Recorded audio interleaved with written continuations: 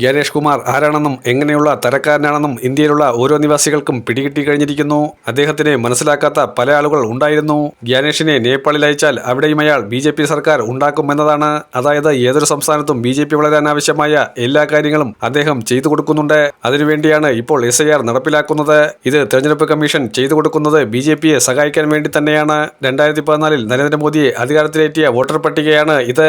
2014 19 24 നരേന്ദ്രമോദിയെയും ടീമിനെയും അധികാരത്തിലേറ്റുമ്പോൾ ഈ വോട്ടർ പട്ടികയ്ക്കൊന്നും കുഴപ്പമില്ലായിരുന്നു. പൊടുന്നനെയാണ് വോട്ടർ പട്ടികയിൽ ഓൾട്ടറേഷൻ വരുത്തുന്നത്. 2024 അവസ്ഥ എന്നത് BJPക്ക് കേവല ഭൂരിപക്ഷം കിട്ടിയിട്ടില്ല. അപ്പോൾ തന്നെ നരേന്ദ്രമോദിയും കൂട്ടരും ഒന്ന് ഭയപ്പെട്ടു.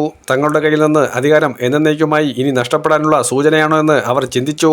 1653 BJP MLA-മാരെയാണ് ഇത്തരത്തിൽ പല വളഞ്ഞ വഴികളിലൂടെയും തെരഞ്ഞെടുപ്പ് കമ്മീഷന്റെ സഹായത്തോടെയും സമ്പാദിച്ചു കൂട്ടിയത്. ഇത് സ്വാതന്ത്ര്യം കിട്ടിയതിനു ശേഷം ഒരു രാഷ്ട്രീയ പാർട്ടിക്ക് കിട്ടുന്ന ഏറ്റവും കൂടുതൽ MLA-മാരുടെ കണക്കാണ് എന്നാണ് പുറത്തുവരുന്ന റിപ്പോർട്ടുകൾ. ഗ്യാനേഷ് BJPയുടെ ഐശ്വര്യമായിരിക്കുമ്പോൾ ഇതും ഇതിനപ്പുറവും സംഭവിക്കുമെന്ന് തന്നെയാണ് അണികൾ പറയുന്നത്.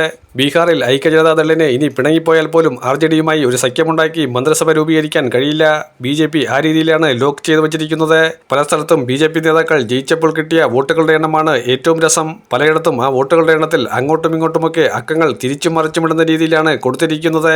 ഇതിനെ പരിഹസിച്ചുകൊണ്ട് മാധ്യമങ്ങൾ ചർച്ചകളിൽ പറയുന്നുണ്ട്. ഇതൊക്കെ ഒന്ന് ശ്രദ്ധിക്കേണ്ട എന്ന രീതിയിലാണ് തെരഞ്ഞെടുപ്പ് കമ്മീഷനെ കുറിച്ച് പലരും കളിയാക്കി സംസാരിക്കുന്നത്. തെരഞ്ഞെടുപ്പ് കമ്മീഷൻ 3 കോടിയിലധികം വോട്ടുകൾ എണ്ണിത്തിട്ടപ്പെടുത്തിയെന്ന് പറയുന്നുണ്ട്. അതായത് മൊത്തം പോൾ ചെയ്തത് 4,09,00,000 വോട്ടുകളാണെങ്കിൽ തെരഞ്ഞെടുപ്പ് കമ്മീഷൻ 7 കോടിയിലധികം വോട്ടുകൾ എണ്ണിത്തിട്ടപ്പെടുത്തി. 3 കോടിയിലധികം വോട്ടർമാരെ ഒഴിവാക്കിയെങ്കിൽ എന്തുകൊണ്ട് 3 കോടിയിലധികം പുതിയ വോട്ടർമാരെ എണ്ണിത്തിട്ടപ്പെടുത്തിയില്ല? അവർ പക്ഷേ BJPക്കാണ് കൊടുത്തത് എന്ന് വരുത്തി തീർത്തു. അതായത് തെരഞ്ഞെടുപ്പിൽ വോട്ടവകാശപ്പെടുത്താനുള്ള മാനദണ്ഡമെന്ന് പറയുന്നത് BJPക്ക് വോട്ട് കൊടുത്താൽ മതി.